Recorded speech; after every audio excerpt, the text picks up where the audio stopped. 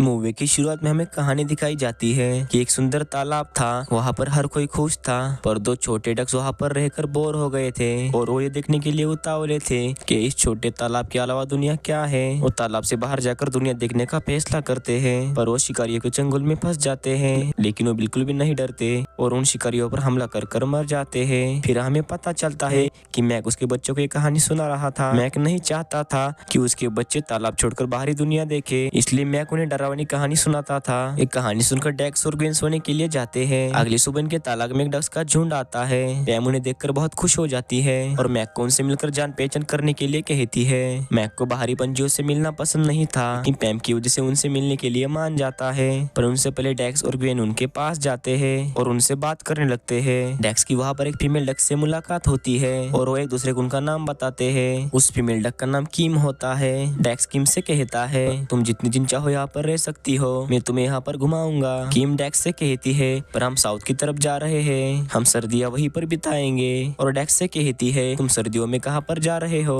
Gwen कहती है, हम सर्दियाँ यहाँ पर ही बिताते हैं। ये सुनकर किम डेक्स को सर्दियाँ बिताने के लिए उनके साथ चलने के लिए कहती है और उसके पापा को बताने के लिए उनके पास जाती है। अब मैक भी वहाँ पर आ जाता है और डक से बात करते हुए डेक्स और ग्वेन को वहाँ से ले जाने लगता है। पीछे से किम की फैमिली आती है। किम के पापा मैक को उनके साथ माइग्रेशन करने के लिए जमैका चलने के लिए कहते हैं। पैम को माइग्रेशन करना पसंद था, पर मैक तालाब छोड़कर बाहरी दुनिया में नहीं जाना चाहता था। वो किम के पापा से काम का बहाना बनाकर वहाँ से जाने लगता है। उसकी बात सुनकर सब डक्स वहाँ से चले जाते हैं। ऐसा करने की वजह से पैम मैक पर गुस्सा होती है। पैम डेक्स और ग्वेन को बाहरी दुनिया देखनी थी। मैक उनसे कहता है, शायद तुम नहीं जानती हो कि लंबे सफर में क्या कुछ हो सकता है। एक सरफिरा ही बाप होगा जो अपने नन्हे बच्चों की जान जोखिम में डालेगा। पैम मैक से कहती है कि तुम नहीं चाहते कि हम बाहरी दुनिया देखें, और उससे कहती है, ये बस माइग्रेशन की बात नहीं है, ये बात है ये देखने की कि जिंदगी में कितना कुछ है, ये दुनिया देखने लायक है। लेकिन फिर भी मैक उसकी बात नहीं मानता। पैम उदास होकर डेक्स और ग्वेन को लेकर घर में जाती है। रात में मैक पैम की कही हुई बातों के बारे में सोचने लगता है। उसे वहाँ पर अंकल डैन मिलते हैं और मैक से कहते हैं, मैंने तुम्हारी फैमिली के झगड़े के बारे में सुना।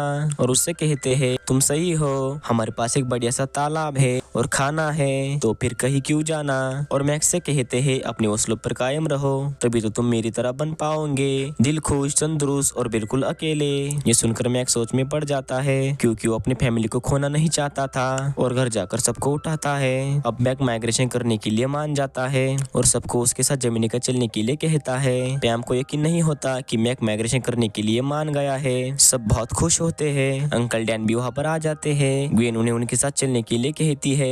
अंकल डैन उसकी बात नहीं टालते और उनके साथ जाने के लिए मान जाते हैं। सब सुबह माइग्रेशन करने के लिए जमैका की तरफ जाने लगते हैं, पर रास्ते में बारिश शुरू हो जाती है। ये बारिश से बचने के लिए लकड़ी के ढांचे के नीचे आकर बैठते हैं। एक बबूला उन्हें वहाँ पर देख लेता है और उन्हें वहाँ से उसके घर ले जाता है। वो बबूली उसके पति से इन्हें मिलाती है। वो बबूले बहुत डरावने दिखते थे। ये सब उन बबूलों से डरने लगते हैं। वो फीमेल बबूली उन्हें सोने के लिए एक पैन देती है और लाइट बंद करके सोने के लिए चली जाती है। रात में मैक उसके फैमिली को लेकर वहाँ से जाने लगता है, लेकिन वो बबूली उन्हें देख लेती है और उन्हें रोकते हुए कहती है, तुम्हें रात में बाहर नहीं निकलना चाहिए। रात के वक्त शिकारी शिकार करते हैं और उन्हें पकड़ने की कोशिश करती है और डेक्स और ग्वेन की तरफ बढ़ने लगती है। मैक को लगता है कि वो बबूली उसके बच्चे को खाने वाली है, लेकिन तभी एक मछली डेक्स और ग्वेन को निगल लेती है। वो बबूली मछली को पकड़कर डेक्स और ग्वेन को बचा लेती है। फिर मैक को समझ में आता है कि वो बबूली उन्हें कोई नुकसान नहीं पहुंचाना चाहती थी, वो उस शिकारी मछली से उन्हें बचाना चाहती थी। अब सब उनके साथ बेड पर सो जाते हैं और सुबह उन बबूलों से थैंक्स कहकर जमैका की तरफ बढ़ने लगते हैं। अभी बादलों में मजे करते हुए आगे बढ़ने लगते हैं। उन्हें आगे सब सफेद दिख रहा था। ये रास्ता भटक गए थे।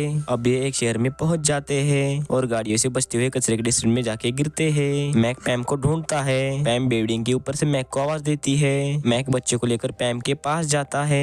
उसे वहाँ पर अंकल डैन नहीं दिखते, क्योंकि अंकल डैन ऊपर सीढ़ियों में फंस गए थे। अंकल डैन वहाँ से निकलकर एक गार्डन में जाकर गिरते हैं।